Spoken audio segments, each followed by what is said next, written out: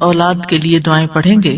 ارشاد باری تعالیٰ ہے سورۃ الفرقان کی آیت نمبر 74 سے 76 تک، اللہ سبحانہ تعالیٰ کا ارشاد ہے والذین یقولون ربنا ھب لنا من ازواجنا وذریاتنا قرۃ اعین واجعلنا للمتقین اماما اولئک یجزون الغرفۃ بما صبروا وَيُلَقَّوْنَ فِيهَا تَحِيَّةً وَسَلَامًا خَالِدِينَ فِيهَا حَسُنَتْ مُسْتَقَرًّا وَمُقَامًا۔ اور وہ لوگ جو کہتے ہیں اے ہمارے رب ہمیں اپنے ازواج اور اولاد کی طرف سے آنکھوں کی ٹھنڈک عطا فرما اور ہمیں متقی لوگوں کا امام بنا، یہی لوگ ہیں جو اپنے صبر کے بدلے جنت میں بالا خانے دیے جائیں گے اور وہ اس میں دعائے خیر اور سلام سے استقبال کیے جائیں گے، اس میں وہ ہمیشہ رہنے والے ہوں گے۔ کتنا اچھا ٹھکانہ اور کتنی اچھی قیام گاہ۔ اولاد کے لیے دعا مانگنا انبیاء اور اہل ایمان کا شیوا رہا ہے۔ ابراہیم علیہ السلام نے دعا کی تھی رب ھب لی من الصالحین، اے میرے رب مجھے نیک اولاد عطا فرما۔ اہل ایمان کی دعا اللہ تعالیٰ نے قرآن مجید میں ذکر کی ہے وَأَصْلِحْ لِي فِي ذُرِّيَّتِي، اور میری خاطر میری اولاد کی اصلاح کر دے۔ زکریا علیہ السلام نے دعا کی تھی فَهَبْ لِي مِن لَّدُنكَ وَلِيًّا يَرِثُنِي وَيَرِثُ مِنْ آلِ يَعْقُوبَ وَاجْعَلْهُ رَبِّ رَضِيًّا، مجھے اپنے پاس سے ایک وارث عطا فرما جو میرا وارث بنے اور آل یعقوب کا وارث ہو، اور اے میرے رب اسے پسند کیا ہوا بنا، وہ ایسا ہو جس سے تو راضی ہو جائے، وہ پسندیدہ ہو۔ ابراہیم علیہ السلام نے دعا کی تھی رب اجعلنی مقیم الصلاۃ ومن ذریتی ربنا وتقبل دعا، اے میرے رب مجھے بھی اور میری اولاد کو بھی نماز قائم رکھنے والا بنا، اے رب میری یہ دعا قبول فرما۔ اہل ایمان ہمیشہ اپنی اولاد کے لیے دعا کرتے ہیں۔ سورۃ الفرقان کی جو آیات میں نے آپ کے سامنے پڑھی ہیں یہ عباد الرحمن سے متعلق آیات ہیں کہ رحمان کے خاص بندے، رحمان کے پسندیدہ بندے اللہ تعالیٰ سے دعا کرتے ہیں کہ ربنا ھب لنا من ازواجنا وذریاتنا قرۃ اعین، کہ اللہ ہمیں اپنی ازواج سے اور اپنی اولاد سے آنکھوں کی ٹھنڈک عطا فرما۔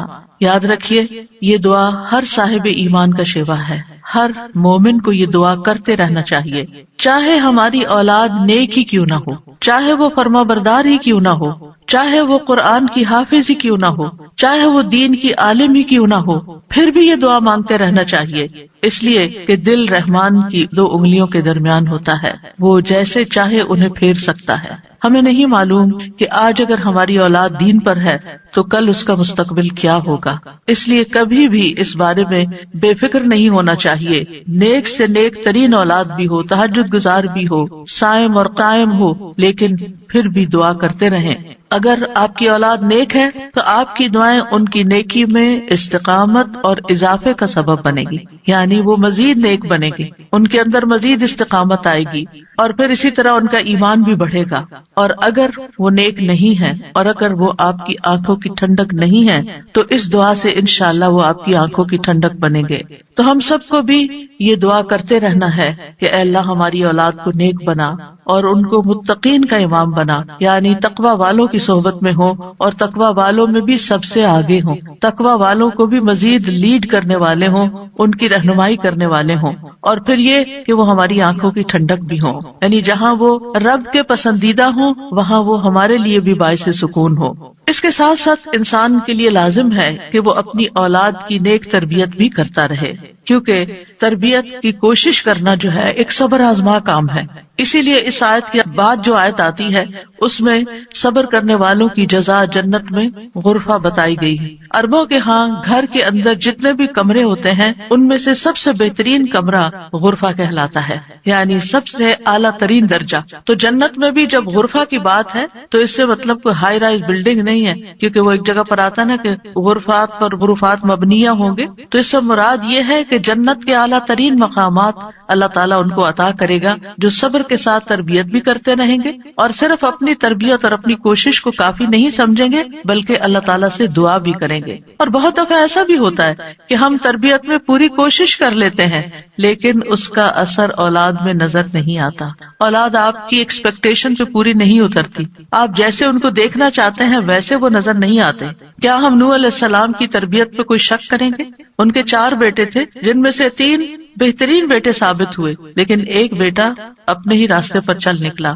اس میں انسان کی کوشش اگر ہو اور انسان کے بس میں ہو اولاد کی اصلاح، تو وہ سبھی کو سیدھا کر کے رکھ دے، لیکن یاد رکھیے کوشش ہماری، دعا ہماری، اور اس میں اثر ڈالنے والا اور اس کو ہماری آنکھوں کی ٹھنڈک بنانے والا صرف اور صرف ہمارا رب ہے۔ اس لیے مومن صرف اپنی کوششوں پہ بھروسہ نہیں کرتا، بلکہ وہ اپنے رب کو پکارتا رہتا ہے۔ اور پھر عام طور پر یہ ہوتا ہے کہ ہم اس دعا کو اپنی دعاؤں کا حصہ نہیں بناتے۔ ہاں، جب اولاد کی طرف سے کوئی تکلیف پہنچتی ہے، جب وہ ہماری کوئی بات نہیں مانتے یا ہمیں ناراض کرتے ہیں، تو پھر ہمیں خیال آتا ہے کہ ہمیں دعا کرنی چاہیے کہ ان کی اصلاح ہو جائے اور یہ سیدھے ہو جائیں اور ہماری آنکھوں کی ٹھنڈک بن جائے۔ یاد رکھیے یہ صرف اولاد کے بگاڑ کے وقت کی دعا نہیں ہے، بلکہ ہمیشہ یہ دعا کرتے رہنا چاہیے۔ اپنی روزمرہ زندگی کی خاص دعاؤں میں اس دعا کو شامل کر لیں، اپنی نمازوں میں، سجدوں میں، قبولیت کے اوقات میں اپنی اولاد کے لیے دعا کریں، کیونکہ اولاد انسان کی محبوب ترین چیزوں میں سے ہے۔ جن کو اللہ نے اولاد کی نعمت سے نوازا ہے وہ اچھی طرح سمجھ سکتے ہیں کہ ہماری زندگی میں اولاد کا کیا مقام ہے۔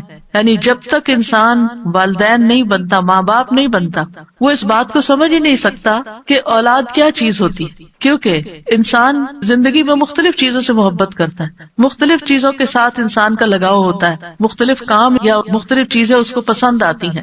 لیکن جب ایک عورت ماں بنتی ہے، ایک مرد جو ہے وہ باپ بنتا ہے، تو اس کے بعد اس کی زندگی میں جو تبدیلی آتی ہے، اس کے بعد اس کی زندگی کے اندر جو خوبصورتی آتی ہے، اس کے بعد اس کی زندگی کا جو محور اور مرکز بن جاتا ہے اور اس کی تمام توجہ کا مرکز جو چیز بن جاتی ہے، اور دن رات کی یہ ڈیوٹی 24/7 کی ہوتی ہے۔ یعنی باقی چیزوں سے تو آپ کسی وقت الگ بھی ہو سکتے ہیں، مگر یہ وہ رشتہ ہوتا ہے کہ جس سے آپ پھر مرتے دم تک الگ نہیں ہو سکتے، کیونکہ وہ آپ کے جسم کا ایک حصہ ہوتا ہے، اور اللہ تعالیٰ آپ کے دل میں ہر چیز سے زیادہ ان کے لیے محبت ڈال دیتا ہے، اور ان کی خوشی آپ کو خوش کرتی ہے اور ان کا دکھ آپ کو دکھی کرتا ہے۔ اس لیے انسان کو ہمیشہ اپنی دعاؤں میں یہ خاص دعا کرتے رہنا چاہیے، اور قبولیت کے اوقات میں بھی، کیونکہ اولاد سے ملنے والی آنکھوں کی ٹھنڈک اسی وقت ہوتی ہے جب اولاد سیدھے رستے پر ہوتی ہے، جب اولاد نیک ہوتی ہے، اچھے کام کر رہی ہوتی ہے، تو پھر ہی ماں باپ کی آنکھوں کی ٹھنڈک ہوتی ہے۔ اور اس دعا کے دوسرے حصے میں اپنے لیے دعا ہے کہ اللہ ہمیں متقین کا امام بنا، یعنی اولاد جو ہے ہم اس کے ایک طرح سے امام ہوتے ہیں، جیسے حدیث میں آتا ہے نا، کلکم راعٍ وکلکم مسئول عن رعیتہ، تو ہر ایک ہم میں سے راعی ہے، ہر ایک لیڈر، ہر ایک ذمہ دار ہے۔ تو اللہ تعالیٰ ہمیں ماں باپ کی حیثیت میں ایسا رول ماڈل بنا کہ ہم متقی ہوں اور ہماری اولاد بھی متقی ہو، یعنی ہماری اولاد میں بھی نیکی ہو اور پھر ہم نیکی کے ساتھ آگے ان کی رہنمائی کرنے والے ہوں۔ اور ویسے جنرل سینس میں دیکھیں تو اس میں انسان کو ایک ہائیسٹ مقام حاصل کرنے کی دعا یہاں سکھائی گئی ہے، اور وہ کیا کہ انسان ایسا انسان ہو کہ جسے دیکھ کر لوگ متقی بن جائیں، یعنی دوسرے لفظوں میں یہ کہ نیکیوں میں سبقت کرنے والے ہوں، نیکیوں میں آگے بڑھنے والے ہوں، تاکہ دوسرے لوگ بھی ہمیں دیکھ کر نیک بن جائیں۔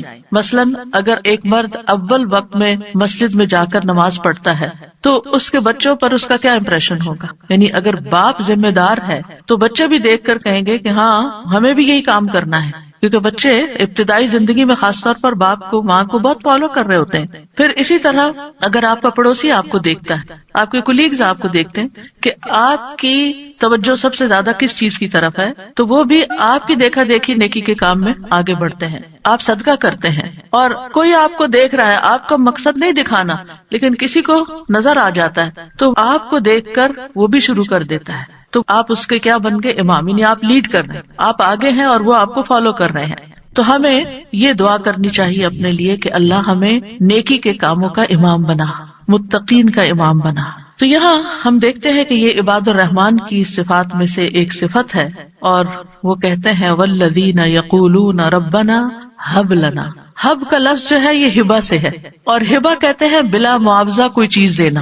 یا رب ہم نے کچھ کیا نہیں، لیکن تو اپنے پاس سے ہمیں عطا فرما، اپنی خاص رحمت سے ہمیں یہ عطا فرما۔ من ازواجنا، ازواج کا لفظ جو ہے یہ زوج سے ہے، جن اور حیوانات ان سب میں نر اور مادہ پایا جاتا ہے جو ہر ایک دوسرے کا زوج کہلاتا ہے، یعنی عورت کے لیے بھی یہ لفظ استعمال ہوتا ہے اور مرد کے لیے بھی استعمال ہوتا ہے. اگر مرد یہ دعا کریں گے تو اپنی بیویوں کے لیے کریں گے کہ ہماری بیویاں ہمارے لیے آنکھوں کی ٹھنڈک ہوں، اور اگر عورتیں یہ دعا کریں گی تو ان کے ازواج ان کے خاوند ہوں گے کہ ان کو ہمارے لیے آنکھوں کی ٹھنڈک بنا.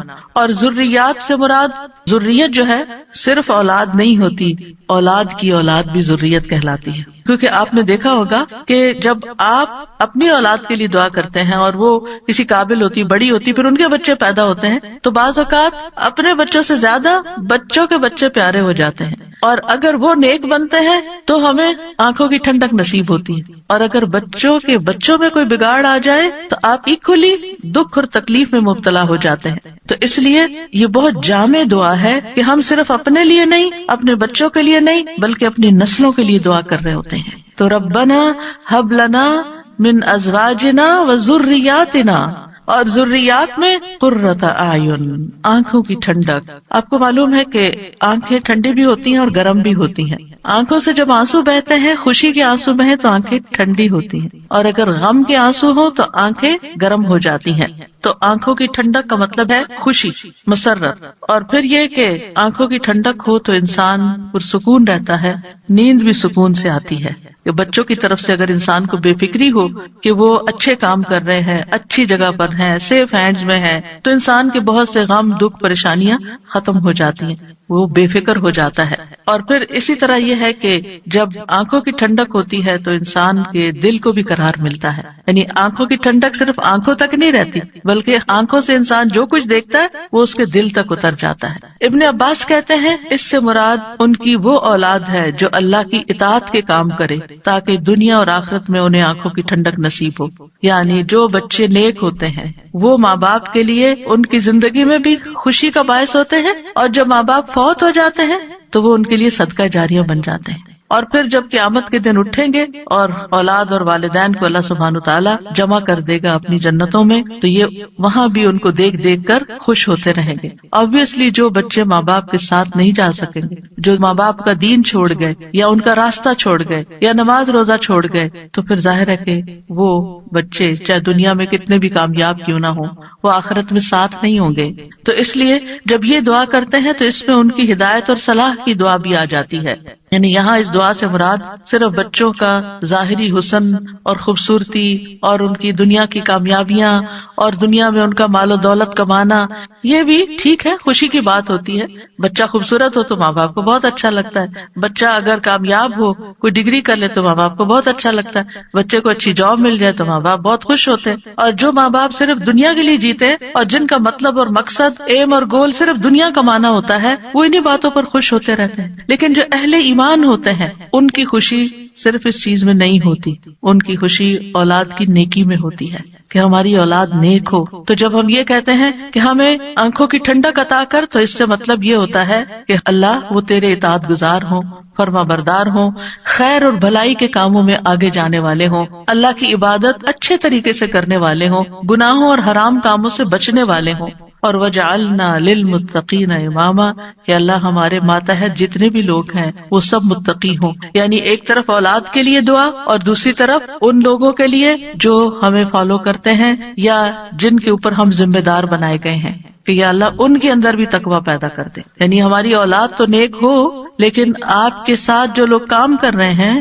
جن کے آپ ذمہ دار ہیں، مثلا اگر آپ استاد ہیں اور آپ کے شاگرد ہیں، یا آپ ایک لیڈر ہیں، کمیونٹی لیڈر ہیں اور آپ کے بہت سے فالوورز ہیں، یا اسی طرح اور جو بھی کام آپ لیڈرشپ رول میں کرتے ہیں، تو یا اللہ جو لوگ آپ کی جو ٹیم ہے، یا اللہ اس کو بھی متقی بنا دے، اس کے اندر بھی اپنی محبت پیدا کر دے. کتنی خوبصورت دعا ہے. ظاہر ہے کہ انسان انہی لوگوں کے ساتھ ہوتا ہے، یا تو گھر میں ہوتا ہے یا باہر کام پر ہوتا ہے. جب گھر میں ہوتا ہے تو کیا ہوتا ہے، بیوی اور بچوں کو دیکھ کر انسان اپنی آنکھیں ٹھنڈی کرتا ہے، اس کو ایک پرسکون ماحول ملتا ہے. اور جب وہ گھر سے باہر ہوتا ہے، اپنی جاب پر ہوتا ہے، اپنی ٹیم کے ساتھ ہوتا ہے، تو ان کی نیکی، ان کا اخلاق، ان کا تقویٰ دیکھ دیکھ کر اس کی آنکھیں ٹھنڈی ہوتی رہتی. سنسیئر مخلص ساتھیوں کا مل جانا یہ اللہ تعالیٰ کی بہت بڑی نعمت ہوتی ہے. اور پھر آپ دیکھیے کہ یہ نہ صرف ان کے تقوی کی دعا ہے بلکہ جو خود متقی بننے کی خواہش رکھتا ہوگا وہی چاہے گا کہ اس کے ساتھی اور اس کے ماحول کے لوگ اور اس کے آس پاس کے لوگ تقوی والے ہوں. اور یہ معنی بھی اس کا بنتا ہے کہ یا اللہ تو ہمیں اتنا تقوی عطا کر کہ ہم متقین کے امام بن جائیں، یعنی ان متقین میں سے بھی سب سے آگے ہو تقوی میں. للمتقین اماما، یعنی ہمیں ہدایت کا امام بنا، لوگوں کو ہم سے ہدایت حاصل ہو، گمراہی کا امام نہ بنے. کیونکہ اللہ سبحانہ وتعالیٰ نے خوش بخت لوگوں کے بارے میں فرمایا سورۃ الانبیاء میں، وَجَعَلْنَاهُمْ أَئِمَّةً يَهْدُونَ بِأَمْرِنَا وَأَوْحَيْنَا إِلَيْهِمْ فِعْلَ الْخَيْرَاتِ وَإِقَامَ الصَّلَاةِ وَإِيتَاءَ الزَّكَاةِ وَكَانُوا لَنَا عَابِدِينَ. اور ہم نے انہیں ایسے پیشوا بنایا جو ہمارے حکم کے ساتھ رہنمائی کرتے تھے، اور ہم نے ان کی طرف نیکیاں کرنے اور نماز قائم کرنے اور زکوٰۃ ادا کرنے کی وحی بھیجی، اور وہ صرف ہماری عبادت کرنے والے تھے. تو اس سے کیا پتہ چلتا ہے کہ ہم نے انہیں ایسا پیشوا بنایا جو ہمارے حکم کے ساتھ رہنمائی کرتے تھے. یہ ہے متقین کے امام کہ جو اللہ کی مرضی اور اللہ ہی کے دی ہوئی جو تعلیم اور ہدایت ہے اس کے مطابق لوگوں کو گائیڈ کرتے ہیں، صرف اپنی من پسند چیزوں یا اپنی طرف سے چیزیں ایجاد نہیں کرتے. اور اہل شقاوت بدبخت لوگوں کے بارے میں آتا ہے وَجَعَلْنَاهُمْ أَئِمَّةً يَدْعُونَ إِلَى النَّارِ، ہم نے ان کو ایسے امام بنایا جو لوگوں کو آگ کی طرف بلاتے ہیں، جیسے فرعون تھا، قارون اور اس طرح کے لوگ کہ لوگ ان کو فالو کرتے تھے اور وہ خود بھی آگ کی طرف جانے والے. جیسے فرعون کے بارے میں آتا ہے يَقْدُمُ قَوْمَهُ يَوْمَ الْقِيَامَةِ فَأَوْرَدَهُمُ النَّارِ، کہ قیامت کے دن وہ اپنی قوم کو لیڈ کر رہا ہوگا اور انہیں آگ میں لے جا کے گرائے گا. تو اس لیے بہت ضروری ہے کہ ہم خیر میں اچھا نمونہ بنے. اور ویسے بھی آپ دیکھیں کہ انسان کے امپریشنز ہوتے ہیں، انسان جو کچھ کرتا ہے اچھا کرتا ہے یا برا کرتا ہے اس کے آثار ہوتے ہیں. یعنی آپ اچھا کرتے ہیں اور آپ کو دیکھ کے جتنے لوگ خاموشی سے اچھا کر لیتے ہیں وہ سارے آپ کے آثار ہو گئے، اور ان سب کی نیکی آپ کی نیکی میں جمع ہو گئی. اور آپ کو دیکھ کر اگر کوئی شخص غلط ٹرینڈ اختیار کرتا ہے تو اس کی قباحت بھی آپ کے پلے میں پڑ گئی. تو متقین کا امام بننے کے لیے یاد رکھیے دو چیزیں بڑی اہم ہیں، ایک ہے صبر اور دوسرے ہے یقین.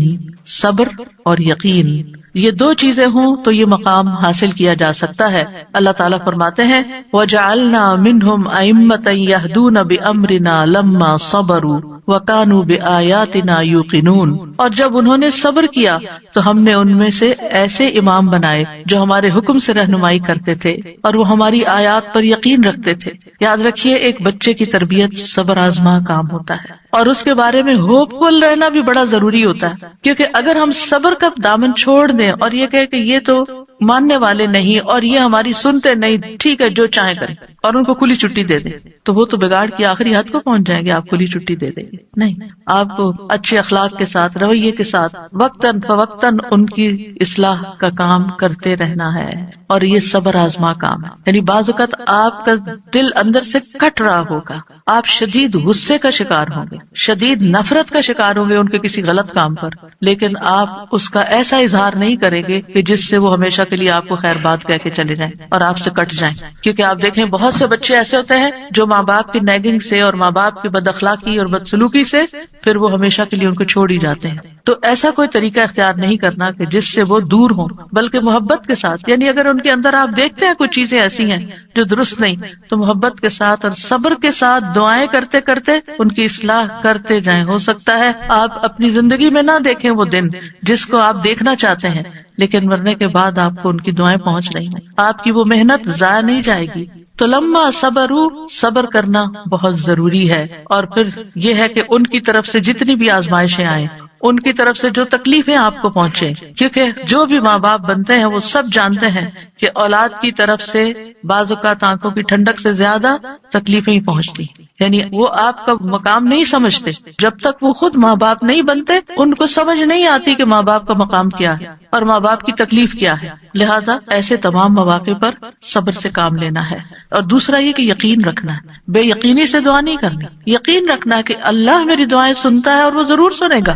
لم اکم بدعائک رب شقیا، اے رب میں تجھ سے دعا مانگ کر کبھی بدبخت ہوا ہی نہیں، تو دعاؤں کا سننے والا ہے. ایسی دعا کرنے والوں کا انجام بہت بہترین ہے۔ اللہ تعالیٰ فرماتے ہیں اولئک یجزون الغرفۃ، ایسے نیک بندے جن کے اندر یہ صفات ہوں، جو یہ چاہتے ہوں کہ ان کی اولاد اچھی ہو جائے، ان کے ازواج، ان کی بیوی یا شوہر اچھا ہو جائے، اور پھر صبر کے ساتھ یہ سب کام کریں، تو پھر ان کا انجام بھی بہت اچھا ہے۔ اور وہ کیا ہے کہ جنت کا اعلیٰ ترین مقام، جیسا کہ سورۃ العنکبوت میں آتا ہے والذین آمنوا وعملوا الصالحات لنبوئنہم من الجنۃ غرفا تجری من تحتها الانہار خالدین فیہا نعم اجر العاملین الذین صبروا وعلی ربہم یتوکلون۔ اور جو لوگ ایمان لائے اور انہوں نے نیک کام کیے، ہم انہیں ضرور ہی جنت کے اونچے گھروں میں جگہ دیں گے، یعنی بہترین مقام پر جگہ دیں گے، جن کے نیچے سے نہریں بہتی ہیں۔ یعنی اوپر جب ہوتا ہے تو نیچے کا سین زیادہ بہتر نظر آتا ہے۔ ہمیشہ ان میں رہنے والے ہیں۔ دنیا میں آپ اگر کوئی ایسی جگہ پر، کسی سی سائڈ پر، کسی بہترین سینری اور گرینری کے مقام پر، اونچے کسی ہائیسٹ فلور پر پینٹ ہاؤس خرید بھی لیں، رہ بھی لیں، لیکن آپ کو ہر وقت دھڑکا لگا رہتا ہے کہ پتہ نہیں کب دنیا سے چلے جانا ہے، یا اگر رینٹ پر رہ رہے ہیں تو پتہ نہیں کب یہاں سے نکلنا پڑ جائے، تو آپ پوری طرح انجوائے نہیں کر سکتے۔ یعنی انسان جتنا بھی چاہے دنیا میں کمپلیٹ انجوائمنٹ ہے ہی نہیں، کیونکہ اس کے ساتھ کئی مسائل اور کئی مشکلات ہوتی ہیں۔ لیکن آخرت میں بلند ترین مقامات میں فرمایا خالدین فیہا، وہ اس میں ہمیشہ رہیں گے، نکلنے کا، اس کو چھوڑنے کا، اس کے خراب ہونے کا، اس کی مینٹیننس کا کوئی فکر ہی نہیں ہے، صرف انجوائمنٹ ہی ہے۔ نعم اجر العاملین، لیکن یہ کس کو ملتا ہے؟ جو عمل کرتے ہیں، جو کام کرتے ہیں، جو محنت کرتے ہیں۔ کتنا اچھا اجر ہے عمل کرنے والوں کا۔ کون ہے وہ عمل؟ کیا دو عمل بتائے گئے؟ الذین صبروا وعلی ربہم یتوکلون، وہ جو صبر کرتے ہیں اور اپنے رب پر توکل کرتے ہیں، بھروسہ کرتے ہیں۔ اور اس کے علاوہ حدیث سے بھی اس مقام کو حاصل کرنے کی بات ہمیں پتہ چلتی ہے۔ نبی صلی اللہ علیہ وسلم نے فرمایا جنتی لوگ اپنے سے بلند کمرے والے کو، غرفہ والوں کو اپنے اوپر ایسے دیکھیں گے جیسے وہ دنیا میں چمکدار گہرے ستارے کو دیکھتے، اتنے بلند ہوں گے ان کے مقامات۔ آپ سوچئے کبھی آپ جب جہاز پر ونڈو سیٹ پر بیٹھے ہوتے ہیں تو آپ جب نیچے دیکھتے ہیں تو بعض بہت ہی خوبصورت مناظر نظر آتے ہیں۔ تو آپ سوچئے کہ جس کا گھر وہ ستارے کی جگہ پر ہو، اتنا بلند مقام اس کو مل چکا ہو، تو پھر اس کو کیا کچھ نظر نہیں آئے گا نیچے۔ فرمایا کہ جس طرح وہ دنیا میں چمکدار گہرے ستارے کو دیکھتے ہیں جو آسمان کے مشرقی یا مغربی کنارے میں بہت دور ہوتا ہے، ان میں سے ایک دوسرے سے افضل ہوگا۔ لوگوں نے عرض کیا یا رسول اللہ، یہ تو انبیاء کے محل ہوں گے جنہیں ان کے سوا اور کوئی نہ پا سکے گا۔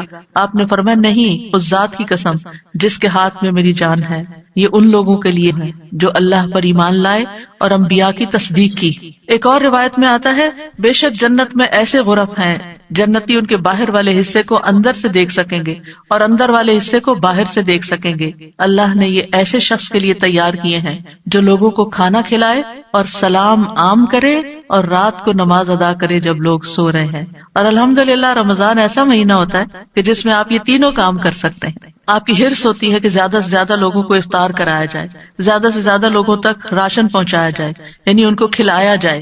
اور جب آپ مسجد جاتے ہیں تو تراویح بھی ہوتی ہے اور بہت سے لوگ مل جاتے ہیں تو سلام پہ سلام ہو رہا ہوتا ہے، یا دینی مجالس کا زور ہوتا ہے رمضان میں جس میں لوگ اکٹھے ہوتے ہیں تو پھر ایک دوسرے سے ملاقات کر کے سلام کے مواقع آتے ہیں۔ اور یہ صرف رمضان ہی کے لیے نہیں ہے بلکہ سارا سال انسان ایسے کاموں کی رغبت رکھے، ایسے کاموں سے محبت کرے۔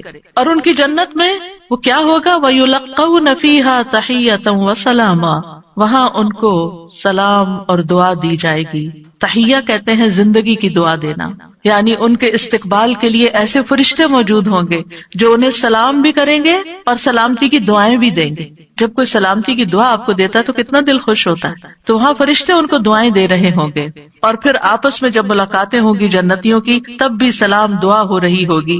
اور یہ سلامتی ان کو کس لیے ملی؟ کیونکہ دنیا میں انہوں نے گناہوں سے سلامت زندگی بسر کی۔ خالدین فیہا حسنت مستقرا ومقاما، ہمیشہ اس میں رہیں گے۔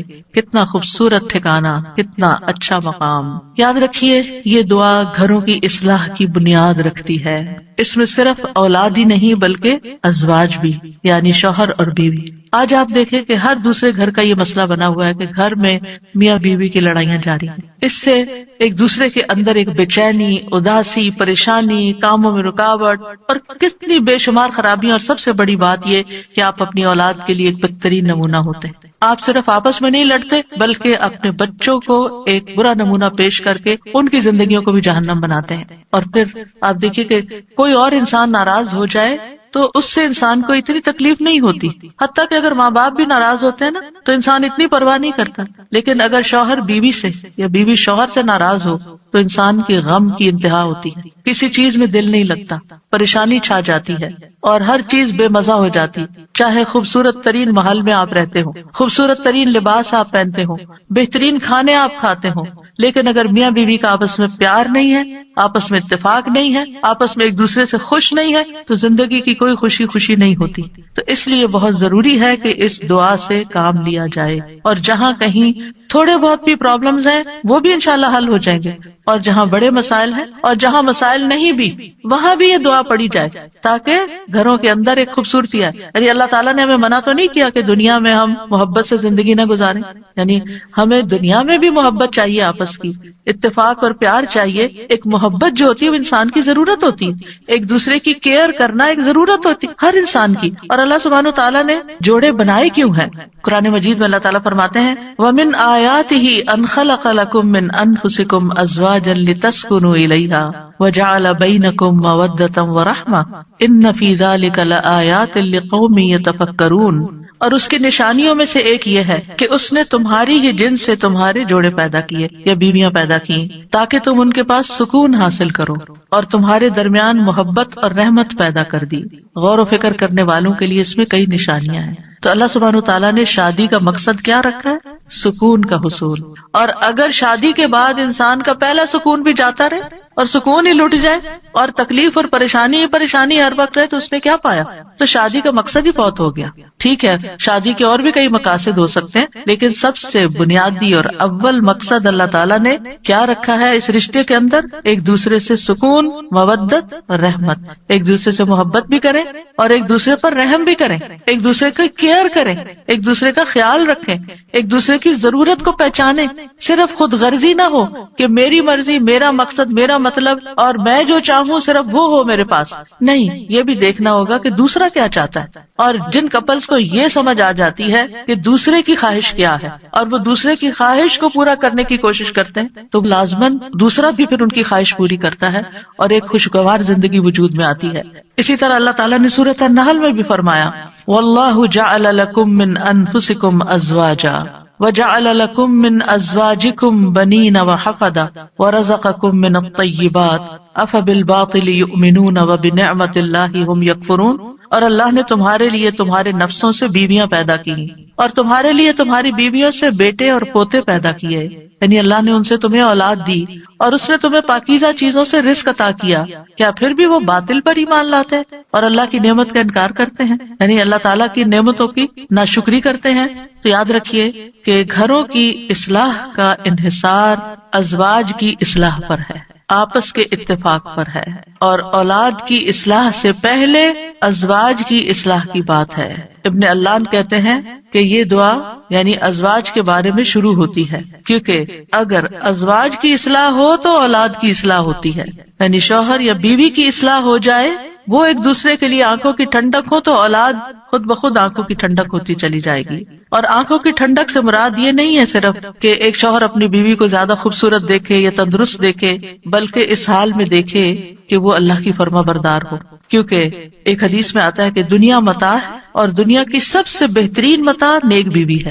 یعنی دنیا میں جتنی بھی نعمتیں ہیں ان میں سے سب سے بڑی نعمت ایک مرد کے لیے کیا ہے؟ ایک نیک بیوی ہے، ایک اچھی بیوی ہے. اور نیکی صرف نماز روزے کا نام نہیں ہوتی، نیکی اچھے اخلاق کا نام ہوتی ہے. ایک اور حدیث میں آتا ہے نا کہ جب ایک عورت 5 وقت کی نماز پڑھے، رمضان کے روزے رکھے اور اپنے شوہر کی اطاعت کرے، جب وہ اس کو دیکھے، اس کو خوش کر دے، تو وہ جنت کے جس دروازے سے چاہے داخل ہو جائے. یعنی اس تعلق کی بہتری اور خوبصورتی کا اتنا زیادہ اہتمام کیا گیا ہے. اور پھر آپ دیکھیں کہ متقین کا امام بننے کے لیے انسان کو پہلے گھر میں اچھا امام بننے کی ضرورت ہے. یعنی گھر سے باہر آپ اسی صورت میں اچھے امام بن سکتے ہیں جب آپ گھر کے اندر خوبصورتی لاتے ہیں اور اس کے لیے کوشش بھی کرتے ہیں. دیکھیے کچھ رشتے ہمیں اللہ کی طرف سے بنے بنائے مل جاتے ہیں، جیسے ماں باپ کا رشتہ ہے. ماں باپ سے آپ کو انکنڈیشنل لو ملتا ہے.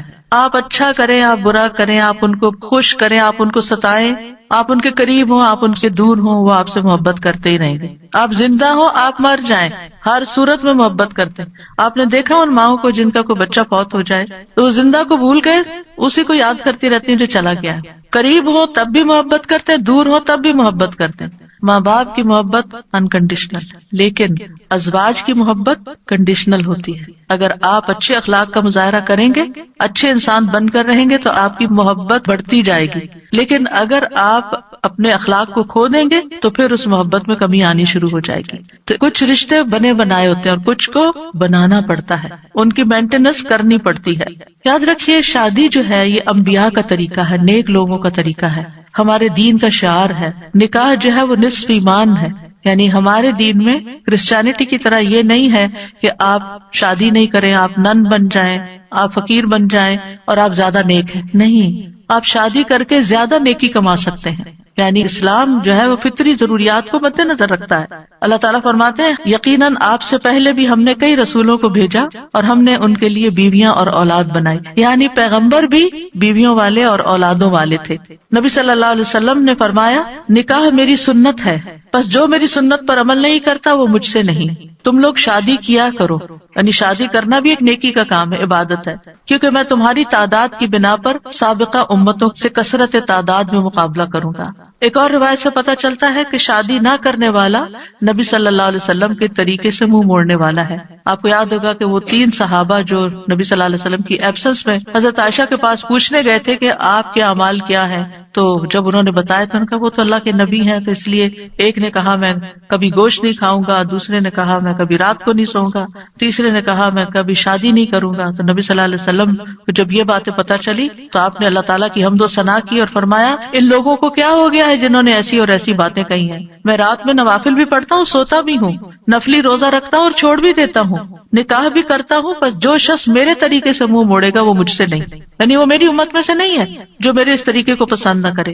اللہ سبحانہ وتعالیٰ نے خود نکاح کی رغبت دلائی ہے. وَأَنكِحُوا الْأَيَامَ مِنكُمْ وَالصَّالِحِينَ مِنْ عِبَادِكُمْ وَإِمَائِكُمْ، اور اپنے میں سے بے نکاح مردوں اور عورتوں کا نکاح کر دو، اور اپنے غلاموں اور اپنی لونڈیوں میں سے جو نیک ہیں ان کا بھی.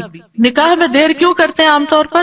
کہ ابھی بچے کچھ کماتے نہیں ہیں. فرمایا اگر وہ محتاج ہوں گے اللہ ان کو اپنے فضل سے غنی کر دے گا، اور اللہ وسعت والا اور سب کچھ جاننے والا ہے. اور پھر شادی ویسے بھی آپ دیکھیں نگاہ کی حفاظت کا ذریعہ ہے، شرمگاہ کی حفاظت کا ذریعہ ہے، نصف دین مکمل کرنے کا ذریعہ ہے. حدیث میں آتا ہے جب کوئی شخص نکاح کر لیتا ہے تو اپنا آدھا دین مکمل کر لیتا ہے، لہذا چاہیے کہ باقی آدھے دین کے بارے میں اللہ سے ڈرتا رہے. پھر آپ دیکھیں کہ صرف دنیا میں نہیں آخرت میں جنت میں بھی پاکیزہ جوڑے ہوں گے. وَلَهُمْ فِيهَا أَزْوَاجٌ مُطَهَّرَةٌ، پاکیزہ بیویاں ہوں گی. اہل جنت سے کہا جائے گا ادخلوا الجنت انتم وازواجکم تحبرون، تم اور تمہاری بیویاں جنت میں داخل ہو جاؤ، تم خوش رکھے جاؤ گے. فرشتے اہل ایمان اور ان کی بیویوں اور بچوں کے لیے دعائیں کرتے ہیں. کیا کہتے ہیں؟ ربنا وادخلهم جنات عدن التي وعدتهم ومن صلح من آبائهم وازواجهم وذرياتهم انک انت العزیز الحکیم. اے ہمارے رب، اور انہیں ہمیشگی کے باغات میں داخل کر جن کا تو نے ان سے وعدہ کیا تھا، اور ان کے آباء و اجداد اور ان کی بیویوں اور ان کی اولادوں میں سے جو نیک ہوئے ان کو بھی جنت میں داخل کر. یعنی یہ فرشتے اہل ایمان کے لیے دعا کرتے ہیں. اور جنت میں کوئی بھی کمارا نہیں ہوگا، یعنی جن لوگوں کی دنیا میں شادی نہیں ہوئی ان کو بھی اللہ تعالیٰ جوڑے عطا کرے گا، اور جن کے شوہر پہلے فوت ہو گئے یا بیوی فوت ہو گئی یا ایک نیک تھا اور ایک جنت میں نہیں گیا دوسرا جہنم میں چلا گیا تو ان کو بھی اللہ تعالیٰ وہاں جوڑے عطا کرے گا. اور کوئی بھی ایسا نہیں ہوگا کہ جو تنہائی کا شکار ہو، آئسولیشن کا شکار ہو، کیونکہ انسان کی زندگی میں اگر کمپینین ہوتا ہے تو انسان کے لیے سکون کا باعث ہوتا ہے. اور خاص طور پر اگر نیک بیوی ہو. قرآن مجید میں آتا ہے فالصالحات قانتات، نیک عورتیں وہ ہیں جو شوہروں کی فرما بردار ہوں، ان کی بات ماننے والی ہوں، اور ان کی عدم موجودگی میں اللہ کی حفاظت میں ان کے حقوق کی حفاظت کرنے والی ہوں، یعنی اپنی جان اور مال کی حفاظت کریں جب شوہر نہ بھی موجود ہوں. پھر ہمیں یہ کہا گیا ہے کہ پاک دامن عورت سے شادی کی جائے. اور عورت سے شادی کا معیار کیا رکھا گیا؟ نبی صلی اللہ علیہ وسلم نے فرمایا عورت سے 4 چیزوں کی وجہ سے نکاح کیا جاتا ہے، اس کے مال و دولت کی وجہ سے، یا اس کے حسب نسب کی وجہ سے، یا اس کی خوبصورتی کی وجہ سے، یا اس کی دینداری کی وجہ سے. تیرے ہاتھ خاک آلود ہوں، دیندار عورت سے شادی کر کے کامیابی حاصل کرو. کیونکہ اگر دین والی تمہارے گھر میں آئے گی تو وہ اللہ سے ڈرنے والی ہوگی، اس کا اخلاق اچھا ہوگا، اس کے اندر بگاڑ نہیں ہوگا، تمہیں اس کو بار بار نماز کی پابندی کے لیے نہیں کہنا پڑے گا، اس کو نیکی کی طرف لانے کے لیے بہت ایفرٹ نہیں کرنی پڑے گی۔ اور پھر آپ دیکھیں کہ ایک ماں کے اوپر انحصار ہوتا ہے کہ بچوں کی کیا تربیت کرتی ہے، کیونکہ تربیت اولاد باپ کا حصہ کم ہوتا ہے، ماں کا حصہ زیادہ ہوتا ہے۔ اگر ایک بچہ اپنی ماں کو نیک دیکھتا ہے تو اس کے اندر ایک نیکی کی محبت پیدا ہوتی ہے۔ تو بہرحال یہ رشتے جو ہیں ان کے لیے دعا بھی ہے اور اس کے ساتھ ساتھ انتخاب بھی اچھا ہو، اور پھر ان کو بنانے کے لیے کوشش بھی رہے۔ اللہ تعالیٰ مردوں کو حکم دیتے ہیں وَعَاشِرُوهُنَّ بِالْمَعْرُوفِ، عورتوں کے ساتھ بھلے طریقے سے زندگی بسر کرو، یعنی ان کے حقوق ادا کرو، اور ایک دوسرے سے محبت کرنا جو ہے یہ بھی دین کا حصہ ہے۔ عقبہ بن عامر کہتے ہیں میں نے رسول اللہ صلی اللہ علیہ وسلم کو یہ فرماتے ہوئے سنا کہ اسلام میں جائز لہو میں 3 چیزیں آتی ہیں: انسان کا اپنی بیوی کے ساتھ دل لگی میں مصروف ہونا، ہنسی مذاق کرنا، اپنے گھوڑے کی دیکھ بھال کرنا یعنی اس کے ساتھ ٹائم سپینڈ کرنا، اور تیر اندازی کرنا۔ بظاہر دیکھا جائے تو یہ ٹائم ویسٹر بھی ہو سکتے ہیں، لیکن یہ ہمارے دین میں ایک نیکی تصور کیے جاتے ہیں۔ یہ شغل جو ہے یا یہ ہابیز جو ہیں یہ پسندیدہ ہے۔ پھر یہ ہے کہ شوہر اور بیوی کو ایک دوسرے کا حق ادا کرنا ہے، کیونکہ یہ حقوق اللہ نے ایک دوسرے کے ذمے رکھے ہیں اور اللہ تعالیٰ قیامت کے دن پوچھے گا۔ بعض اوقات ایک بیوی یہ کہتی ہے کہ میں شوہر کا حق نہیں دیتی کیونکہ وہ بھی میری فلاں بات نہیں مانتا، یا شوہر یہ کہتا ہے میں بیوی کا حق نہیں دیتا کیونکہ میری وہ فلاں بات نہیں مانتی۔ نہیں، جب تک آپ اس رشتے میں ہیں دونوں کو ایک دوسرے کا حق دیتے رہنا چاہیے۔ اور کیوں دینا چاہیے؟ کہ اللہ کا حکم ہے، اس لیے نہیں کہ شوہر خوش ہوگا یا بیوی خوش ہوگی، اس لیے کہ میرے رب کا حکم ہے، اس لیے مجھے یہ کام کرنا ہے۔ اور جب آپ رب کو راضی کرتے ہیں تو رب بندوں کو بھی آپ سے راضی کر دیتا ہے۔ پھر اسی طرح یہ ہے کہ ایک دوسرے سے اچھے اخلاق کے ساتھ پیش آنا۔ نبی صلی اللہ علیہ وسلم نے فرمایا ایمان کے لحاظ سے کامل مومن وہ ہے جو اخلاق میں سب سے اچھا ہے، اور تم میں سے بہتر شخص وہ ہے جو اپنے گھر والوں کے لیے اچھا ہے، اور ایک روایت میں بیویوں کے لیے اچھا ہے۔ اس میں آپ دیکھیے کہ لوگ گھر سے باہر تو ہر ایک سے بڑا اچھا اخلاق رکھتے ہیں، لیکن گھر میں منہ بنا کے رکھتے ہیں، تو یہ اچھے اخلاق کی علامت نہیں۔ اللہ تعالیٰ نے جو کرائیٹیریا دیا ہے وہ کیا ہے کہ سب سے اچھا وہ ہے جس کا گھر میں اخلاق اچھا ہے۔ پھر اسی طرح یہ ہے کہ بد زبانی نہیں کرنی چاہیے۔ پھر بیوی کے ذمہ ہے کہ شوہر کی بات ماننے کے علاوہ شوہر کے مال اور اولاد کی حفاظت کرنے والی ہو، ان کو ضائع نہ کرے، صابر و شاکر ہو۔ شوہر کی ذمہ داری کیا ہے کہ گھر والوں پر خوشی سے خرچ کرے، اور نبی صلی اللہ علیہ وسلم نے فرمایا جو شخص اپنے اوپر خرچ کرتا ہے تاکہ وہ اس کے ذریعے لوگوں سے مانگنے سے بچے وہ اس کے لیے صدقہ ہے، یعنی آپ اپنی پرسنل نیڈز کے لیے اسپینڈ کرتے ہیں یہ بھی صدقہ ہے۔ جو شخص اپنی بیوی اور بچوں اور اپنے گھر والوں پہ خرچ کرتا ہے وہ بھی صدقہ شمار ہو جاتا ہے، یعنی شوہر کے نامہ اعمال میں وہ نیکی لکھی جاتی ہے کہ یہ اپنی بیوی پر بچوں پر خرچ کرنے والا ہے۔ پھر اسی طرح اچھے گزران کا اصول کیا ہے کہ ایک دوسرے کی اچھی عادتوں پر نظر رکھی جائے اور بری عادتوں کو اگنور کیا جائے۔ اگر ہم نے یہ ایکویشن بدلی کہ بری عادتوں کو ہر وقت ہائی لائٹ کیا، تم یہ نہیں کرتی، تم یہ نہیں کرتے، تم یہ نہیں کرتی، تم یہ نہیں کرتے، تو پھر زندگی جہنم بن سکتی ہے۔ کیونکہ ہر وقت اگر انسان اسی میں کڑتا رہے کہ اس شخص میں کیا خرابی ہے، کیا نہیں ہے، کیا کون سی برائی ہے، کون سی غلط عادت ہے، اور اسی پر لڑائی جھگڑا کرتا رہے، تو زندگی میں انجوائمنٹ نہیں رہتی۔ بلکہ اس کے برعکس نبی صلی اللہ علیہ وسلم نے یہ فرمایا کوئی مومن شخص کسی مومن عورت سے بغض نہ رکھے، یعنی بیوی سے نفرت نہیں کرنی چاہیے۔ اگر عورت کی ایک عادت ناپسند ہوگی تو کوئی دوسری عادت پسند ہوگی، تو کیا مطلب ہے کہ ناپسند بات کو چھوڑو، جو پسندیدہ ہے اس پر نظر رکھو۔ پھر اسی طرح یہ ہے کہ نیک اولاد کے لیے بھی کوشش کے علاوہ اور دعائیں بھی ہمیں سکھائی گئی ہیں، جیسے ان کی پیدائش سے پہلے ہی دعا کرنا، ربی ہب لی من الصالحین، اے میرے رب مجھے نیک اولاد عطا کر، یعنی ابھی اولاد ہوئی نہیں لیکن پہلے سے ہی دعا مانگنا شروع ہو جائے انسان کہ اللہ مجھے نیک اولاد دینا۔ اور پھر یہ کہ شادی کے وقت ایسی عورت کا انتخاب کرنا جس کے اندر بچے پیدا کرنے کی صلاحیت ہو، کیونکہ نبی صلی اللہ علیہ وسلم نے اس بات کا حکم دیا کہ محبت کرنے والی اور زیادہ بچے پیدا کرنے والی عورت سے شادی کرو، یعنی یہ ہمارے دین میں پسندیدہ چیز ہے۔ پھر اسی طرح شادی سے ملنے والی جو نیک اولاد ہے اس کا فائدہ کیا ہے کہ وہ مرنے کے بعد والدین کے لیے دعائیں کرتی ہے اور ماں باپ کے لیے صدقہ جاریہ بن جاتی ہے، اور یہ والدین کی درجات کی بلندی کا ذریعہ بنتا ہے۔ جہاں تک اولاد کی تربیت کا تعلق ہے تو اولاد کے بارے میں سوال ہوگا، یعنی ماں باپ دونوں سے پوچھا جائے گا کہ انہوں نے ان کی تربیت میں کیا کوشش کی۔ پھر اسی طرح اولاد کا پہلا حق کیا ہے؟ حدیث میں آتا ہے نبی صلی اللہ علیہ وسلم نے فرمایا اپنے نطفوں کے لیے اچھی عورت کا انتخاب کرو، یعنی نیک عورت کا انتخاب کرو، اور دین میں ہم پلہ عورتوں سے نکاح کرو اور ہم پلہ مردوں کو اپنی بیٹیوں کا نکاح کر کے دو۔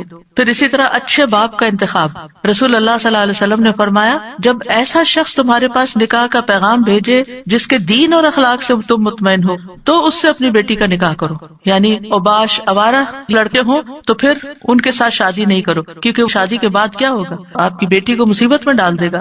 فرمایا اگر ایسا نہیں کرو گے تو زمین میں فتنہ اور زبردست فساد برپا ہوگا، یعنی پھر فساد ہی فساد، بگاڑ ہی بگاڑ۔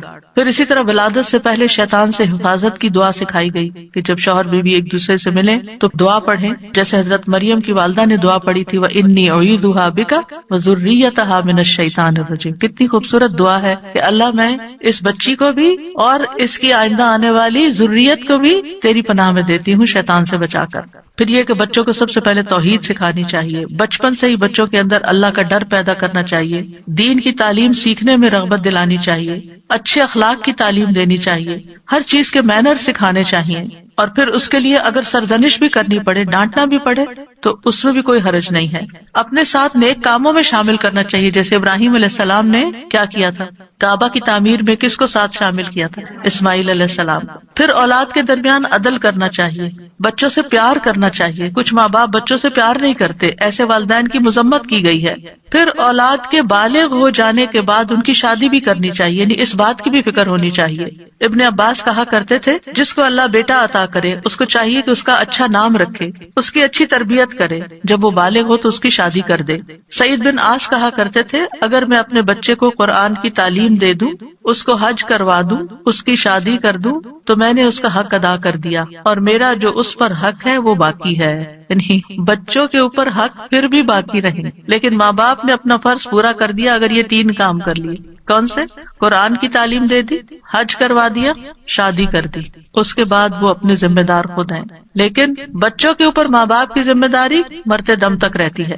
قتادہ کہتے ہیں اگر لڑکا بالغ ہو جائے اور اس کا باپ شادی نہ کرے بچے کی اور وہ کسی بے حیائی کا ارتکاب کرے، یعنی کسی برائی میں پڑ جائے، تو باپ گناہگار ہوگا، یعنی وہ لڑکا تو ہوگا ہی یا لڑکی تو ہوگی ہی لیکن ماں باپ بھی گناہگار ہوں گے۔ تو اس لیے شادی کے معاملے میں انسان کوشش ضرور کرے، رشتہ نہیں ملتا یا کوئی اسباب نہیں بن رہے تو وہ الگ بات ہے، لیکن ماں باپ کو اس بات کی فکر ہونی چاہیے، کیونکہ دیکھا گیا کہ وقت کے ساتھ ساتھ یہ فکر ختم ہو گئی ہے اور بعض ماں باپ نے تو یہ چیز اولاد پر ہی چھوڑ دی ہے۔ پھر اسی طرح یہ بھی خوشخبری سن لیجئے کہ والدین کی دعائیں اپنی اولاد کے حق میں قبول ہوتی ہیں، اس لیے بچوں کے لیے زیادہ سے زیادہ دعائیں کیا کریں، یعنی خاص طور پر اگر بچے جو ہے وہ دور ہوں یا آپ کی ایکسپیکٹیشن پہ پورے نہیں اتر رہے ہوں تو ان کو اپنی دعاؤں میں یاد رکھیں۔ نبی صلی اللہ علیہ وسلم نے فرمایا 3 قسم کے لوگوں کی دعائیں قبول ہوتی ہیں اور ان کی قبولیت میں کوئی شک و شبہ نہیں، مظلوم کی دعا، مسافر کی دعا اور والد کی اپنے اولاد کے لیے دعا۔ تو اس لیے ہمیں دعائیں کرتے رہنا چاہیے، اور ان دعاؤں میں ربنا ہب لنا من ازواجنا، جن کو آتی ہے وہ بھی پڑھے، ربنا ہب لنا من ازواجنا وذریاتنا قرۃ اعین وجعلنا للمتقین اماما۔ اب اس میں آپ دیکھیے کہ آپ نے فوکس کرنا ہے ازواج، ذریات اور پھر للمتقین اماما، للمتقین اماما۔ اس میں وہ لوگ بھی آ جاتے ہیں جن کی ازواج نہیں یا جن کی اولاد نہیں، تو وہ کیا ہے؟ متقین کے امام۔ کیونکہ آپ دیکھیے کہ حضرت عائشہ رضی اللہ تعالیٰ عنہا جو تھی بہت ینگ ایج میں 18 ایئرس کی تھی کہ وہ بیوہ ہو گئی تھی، بہت چھوٹی عمر میں، لیکن آپ کو معلوم ہے ان کے شاگردوں کی تعداد کتنی زیادہ۔ ایک تو کچھ ڈائریکٹ شاگرد تھے نا، اور ایک آج تک ہم سب شاگرد ہیں ان کے۔ انہوں نے جو احادیث روایت کی، یعنی وہ ان صحابہ میں سے تھی جو مکثرین تھے، جن کی احادیث کی تعداد ہزاروں میں پہنچتی، تو انہوں نے جو احادیث روایت کی اور لوگوں نے جو پڑھی اور آگے پڑھائی اور سکھائی، وہ سب ان کے شاگرد بنتے ہیں۔ تو ایسے لوگ جو وہ علم حاصل کرتے ہیں اور وہ تقویٰ حاصل کرتے ہیں، تو یہ بھی ایک لیڈرشپ ہوتی ہے۔ ہو سکتا ہے کہ یہ لیکچر کچھ ایسے لوگ بھی سن رہے ہوں کہ جن کی ابھی شادی نہیں ہوئی، یا شادی ہوئی تو شوہر نہیں ہے، شوہر چلا گیا دنیا سے، یا ڈیورس ہو گئی، یا پھر یہ کہ شادی ہوئی شوہر ساتھ ہے لیکن بچے نہیں ہوئے، یا یہ کہ بچے ہوئے اور فوت ہو گئے، یعنی کئی سیناریوز ہیں، کئی سچویشن بن جاتی ہیں۔ تو جو بھی کوئی سچویشن ہو اس میں دعا کا یہ پہلا حصہ پڑھنے کے ساتھ ساتھ دوسرا حصہ آپ کے لیے ایک زبردست تسلی کا ذریعہ ہے کہ اگر ہمارے پاس دنیا کی یہ نعمتیں نہیں ہیں، یہ دنیا کی نعمتیں ہیں نا، اگر اللہ تعالیٰ نے لے لی تو اللہ تعالیٰ اس کا عوض بھی بہت زبردست دے گا.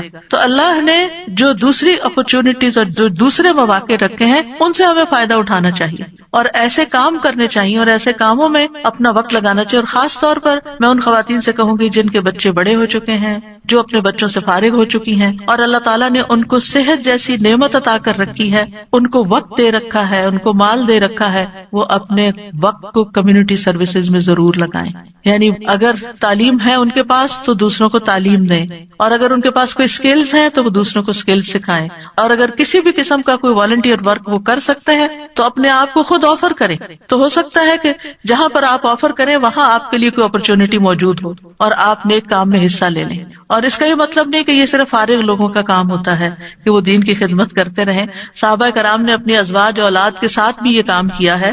یاد رکھیے جس طرح ہم اپنی دنیا کو بنانے کے لیے، اپنی اولاد کو سنوارنے کے لیے ہم کوشش کرتے ہیں، اسی طرح ہمیں دوسروں کی اولاد اور دوسرے لوگوں کی بھی فکر ہونی چاہیے، ان کے لیے بھی خیر خواہی کرنی چاہیے. اور میں نے اپنی زندگی میں ایکسپیرینس کیا ہے کہ میں نے شاید اپنے بچوں سے زیادہ دوسروں کی فکر کی ہے اور اللہ تعالیٰ نے وہ خیر واپس لوٹا دی.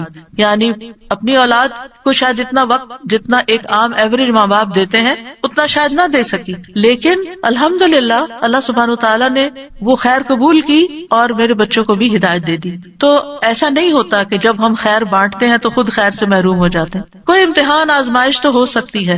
ہمیشہ نوح علیہ السلام کی مثال یاد رکھیے کہ وہ ایک باپ تھے جنہوں نے سارے بچوں کی ایکولی تربیت کی، لیکن ایک بچہ نہیں مانا. بعض اوقات ایسا ہوتا ہے کہ آپ اپنا تن من دھن لگا دیتے ہیں لیکن کوئی ایک بچہ نہیں مانتا، تو پھر اپنے آپ کو گلٹ میں نہ رکھیں، اپنے آپ کو ہر وقت پریشانی میں نہ رکھیں کہ میں نے کمی کی ہے، میری طرف سے کوئی کوتاہی ہے. کیونکہ آہستہ آہستہ شیطان اس کو وسوسے ڈالتا ہے کہ دیکھا نا تم دوسروں کی فکر کرتی رہی اور تمہاری اولاد بگڑ گئی. نہیں، اب ہم کیا نوح علیہ السلام کو یہ کہیں گے کہ وہ دن اور رات، آپ سورۃ نوح پڑھیں، دن میں بھی تبلیغ کی، رات میں بھی کی، چپکے سے بھی کی، اوپنلی بھی کی، دن اور رات یہ سارے کام کیے، تو کوئی ان کو کہے آپ لگے رہے نا لوگوں میں اس لیے آپ کا یہ بچہ بگڑ گیا، کیا ہم یہ کہہ سکتے ہیں؟ نعوذ باللہ، ہرگز نہیں کہہ سکتے، استغفر اللہ، کبھی بھی نہیں کہہ سکتے، معاذ اللہ. کیونکہ ہم کسی پیغمبر کے بارے میں یہ سوچ بھی نہیں سکتے کہ انہوں نے اپنی اولاد کے لیے کوئی کوتاہی کی. لیکن یہ اللہ کی حکمت ہے نا، اور تقدیر کا ہم پڑھ چکے ہیں، یہ اللہ کی تقدیر میں ہوتا ہے. ٹھیک ہے ایک ناقابل برداشت بات ہوتی، لیکن پھر بھی میں نے اپنے استاد سے بہت پہلے ایک بات سنی تو اس کو میں نے پلے باندھ لیا.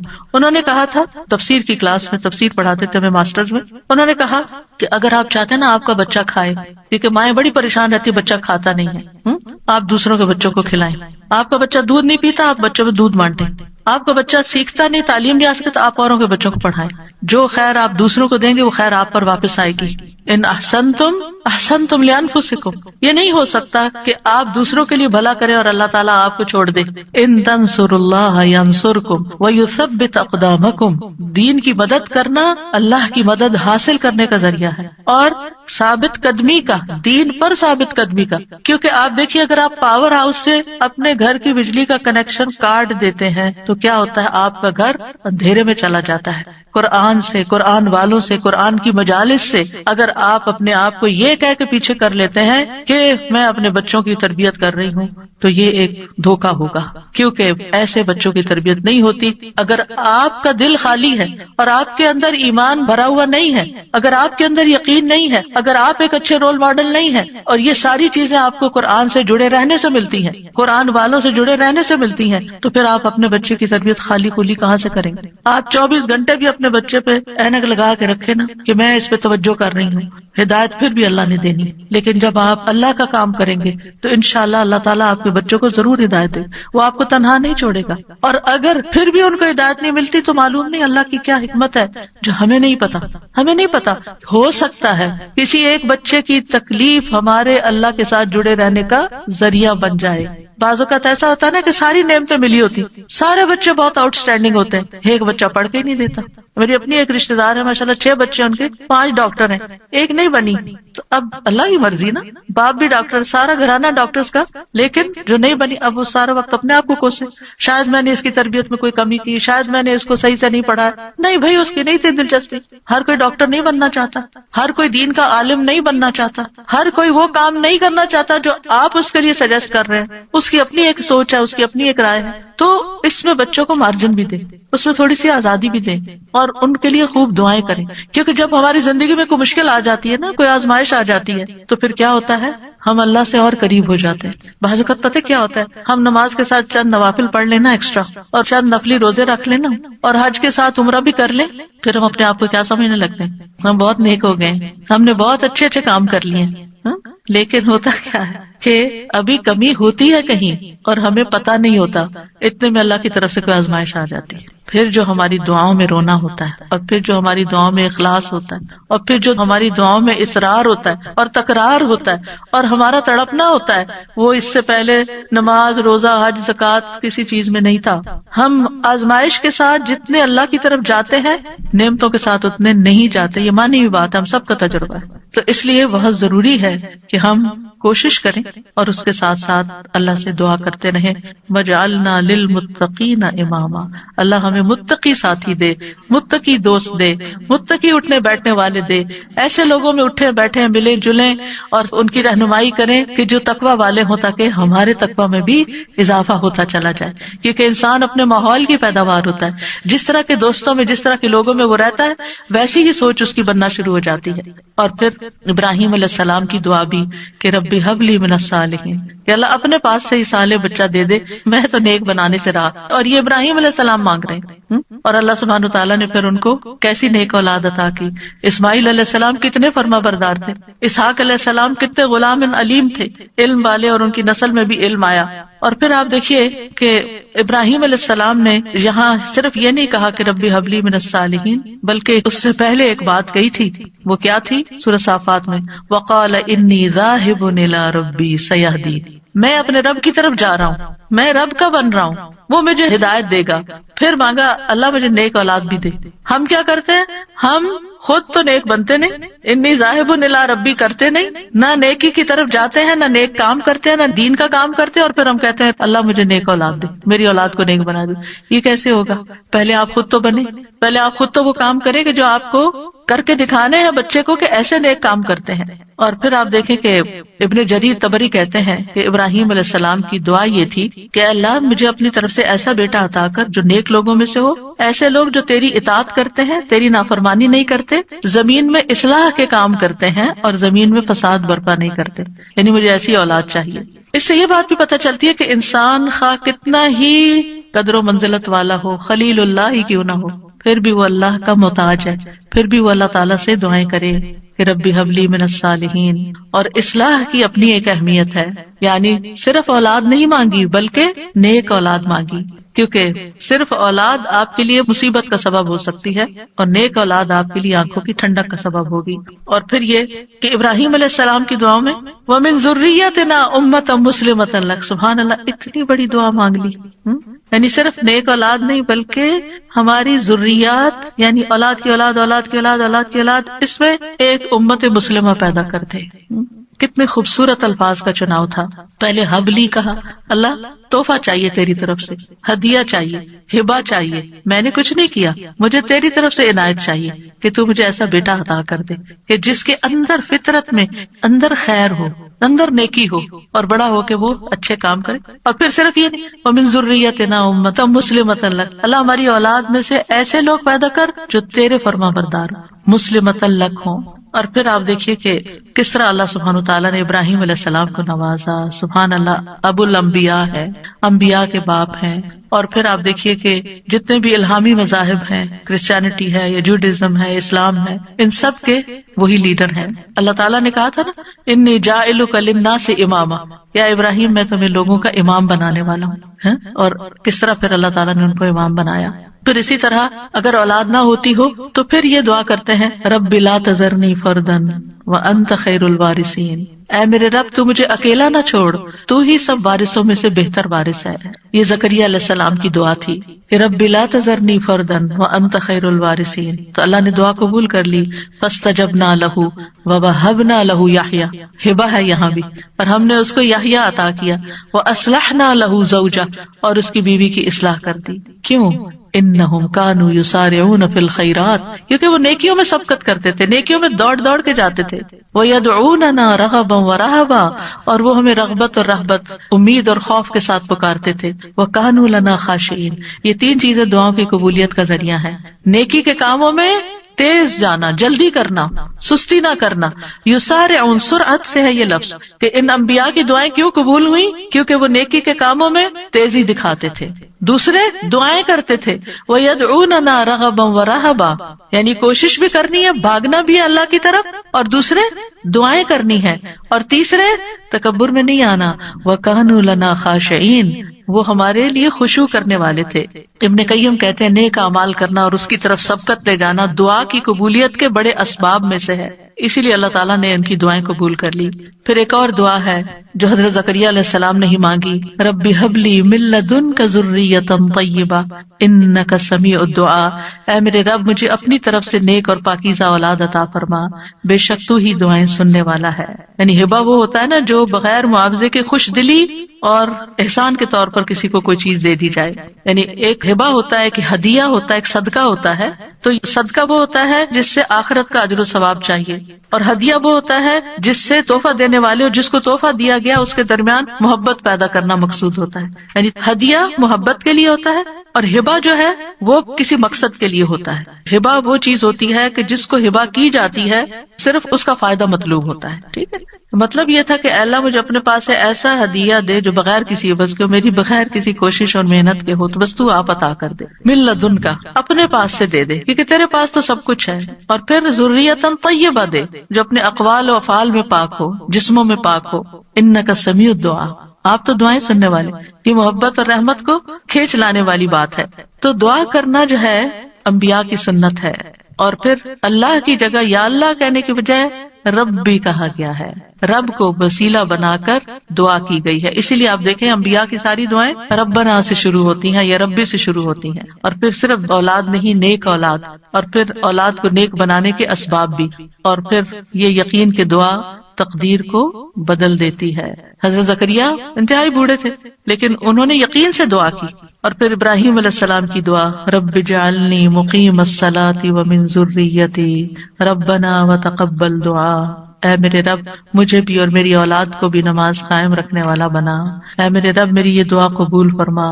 ربنا اغفر لی ولوالدی وللمؤمنین یوم یقوم الحساب، اے ہمارے رب مجھے اور میرے والدین اور تمام مومنوں کو اس دن معاف فرما دے جب حساب لیا جائے گا. رب اوزعنی ان اشکر نعمتک التی انعمت علی وعلی والدی وان اعمل صالحا ترضاہ واصلح لی فی ذریتی. یہ بھی اولاد کے لیے دعا ہے کہ اللہ میری ذریت کی اصلاح کر دے، میری ذریت کو نیک بنا دے. انی تبت الیک، میں تیری طرف واپس پلٹتا ہوں، توبہ کرتا ہوں. وانی من المسلمین، اور بلا شبہ میں فرما بردار ہوں. اور ربنا واجعلنا مسلمین لک ومن ذریتنا امۃ مسلمۃ لک وارنا مناسکنا وتب علینا انک انت التواب الرحیم. اے ہمارے رب ہم دونوں کو، یعنی ابراہیم اور اسماعیل علیہ السلام نے مانگی تھی دعا، اپنا فرما بردار بنا لے، اور ہماری اولاد میں سے ایک جماعت پیدا کر جو تیری فرما بردار ہو، اور ہمیں اپنی عبادت کے طریقے بتلا اور ہماری توبہ قبول فرما. بے شک تو بڑا توبہ قبول کرنے والا، نہایت رحم کرنے والا ہے. اور پھر آپ دیکھیے کہ کس طرح اللہ سبحانہ وتعالیٰ نے وہ دعا قبول کی، اور محمد صلی اللہ علیہ وسلم ان کی اولاد میں پیدا ہوئے، اور پھر ان سے امت مسلمہ پیدا ہوئی. تو یہ دعا جو ہے اس کی قبولیت میں بہت عرصہ لگا تھا لیکن قبول ہوئی. تو اس لیے انسان کو مایوس نہیں ہونا چاہیے.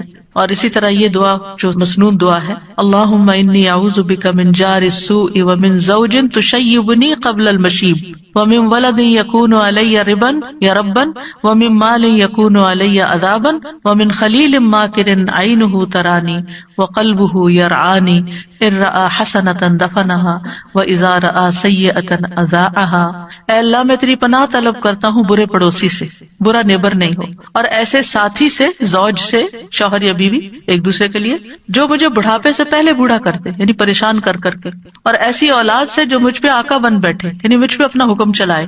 ایسے مال سے جو میرے لیے عذاب کا باعث بن جائے، یعنی کئی دفعہ مال انسان کے لیے مصیبت بن جاتا ہے، ایسے چال باز دوست سے جس کی آنکھیں مجھے دیکھ رہی ہوں اور جس کا دل میری نگرانی کرتا ہے، یعنی وہ میرے عیبوں کو ہی دیکھتا رہے اور میرے حالات کا جائزہ لیتا رہے، اور وہ میری ہر نیکی کو دباتا جائے اور برائی کو نشر کرے۔ کچھ ایسے بھی لوگ ہوتے ہیں نا آپ کے آس پاس کہ جو آپ کو اپنا دوست بتاتے ہیں، یعنی آپ کے لیے اپنی دوستی ظاہر کرتے ہیں، لیکن وہ آپ کی ہر نعمت سے جلتے ہیں اور آپ کی ہر خرابی سے خوش ہوتے ہیں، اور آپ کے اندر کوئی کمی بیشی ہو تو جا کے دوسروں میں نشر کر دیتے ہیں۔ تو یہاں 5 چیزوں کی برائی سے بچنے کی دعا کی گئی ہے: برا پڑوسی، بد اخلاق مرد یا عورت، نافرمان اولاد، عذاب بننے والا مال اور چال باز دوست۔ تو بہرحال یہ تھا آج کا ہمارا پروگرام۔ وآخر دعوانا ان الحمد للہ رب العالمین۔